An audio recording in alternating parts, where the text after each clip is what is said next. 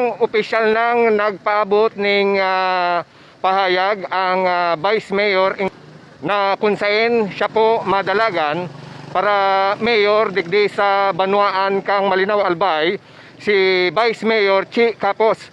Base po sa satuyang pagkipag-ulay sa siyang ngunya na paggaga, kompleto na databi mga tugang ang saindang lineup, as in opisyal na niyang in-announce na ang siyang Vice Mayor iyo si Abe Cargullo. Since mag-abuto na po ang pag-filing, gusto ko pong ipaisi, especially po sa Banwaan ng Malinaw, na ako po makandidato as mayor. This is my last term as vice mayor. So, gusto ko pong maipagpadagos ang mga programa ko, especially po sa Banwaan ng Malinaw. Kaya po makusog ang sakuyang buot na maglaban as mayor po sa Banwaan ng Malinaw. Big Barameda, Local News TV, Malinaw Albay.